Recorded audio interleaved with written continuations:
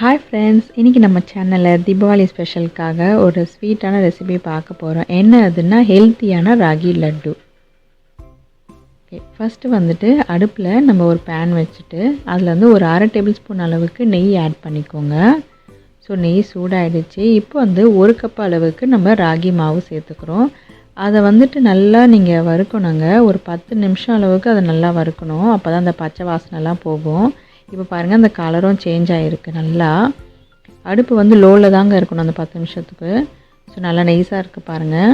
இந்த பச்சை வாசனை நல்லா போயிடுச்சுங்க. ஸோ இப்போ வந்துட்டு நம்ம என்ன பண்ணலாம் அப்படின்னா, இதை வந்துட்டு ஒரு பிளேட்டில் மாற்றிக்கோங்க.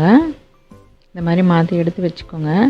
அதுக்கப்புறம் 1 டேபிள் ஸ்பூன் அளவுக்கு நெய் ஆட் பண்ணிவிட்டு முந்திரி வந்துட்டு வறுத்து எடுத்துக்கோங்க. முந்திரியை வந்துட்டு இந்த மாதிரி குட்டியாக கட் பண்ணி வச்சுக்கோங்க. நல்லா வந்துட்டு அது ப்ரௌன் ஆன பிறகு நம்ம வந்து எடுத்துடலாம். ஸோ நல்லா ப்ரௌன் ஆகிடுச்சுங்க. அதுக்கப்புறமா ஒரு பாத்திரத்தில் தண்ணி வந்துட்டு ஒரு 1/2 கப்பு அளவுக்கு தண்ணி எடுத்துக்கோங்க. 1/3 கப்பு அளவுக்கு வெல்லம், அதாவது ஒரு 70 கிராம்ஸ் கிட்ட இருக்கும் வெல்லம். இது வந்துட்டு நீங்கள் அந்த வெல்லத்தை நல்லா கரைச்சிட்டு ஒரு 2 கொதி வந்துச்சுன்னா போதுங்க, நம்ம வந்துட்டு எடுத்துடலாம். பாகெல்லாம் எதுவுமே தேவையில்லைங்க இதுக்கு.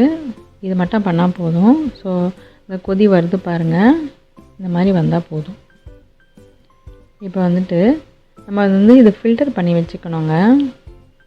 ஏன் அப்படின்னா அந்த மாதிரி மண் அதெல்லாம் இருக்கும், அதுக்காக தான். ஸோ இந்த மாதிரி கன்சிஸ்டன்சியில் இருந்தால் போதும். ஸோ ரெடி ஆகிடுச்சு. இதை வந்து நம்ம வடிகட்டி எடுத்து வச்சுக்கலாம்.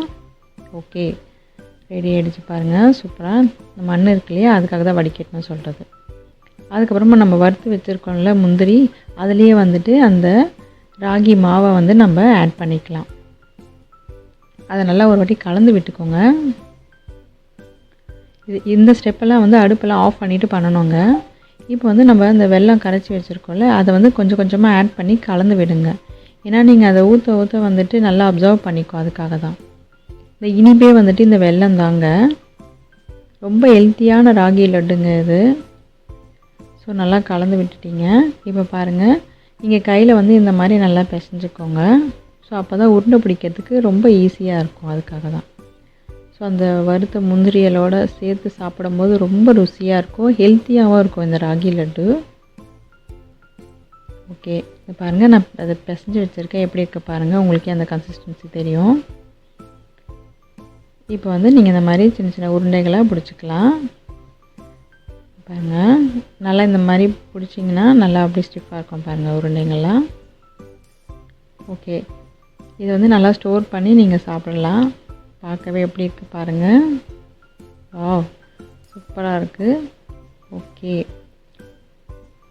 ஹெல்த்தியான ராகி லட்டு ரெடி.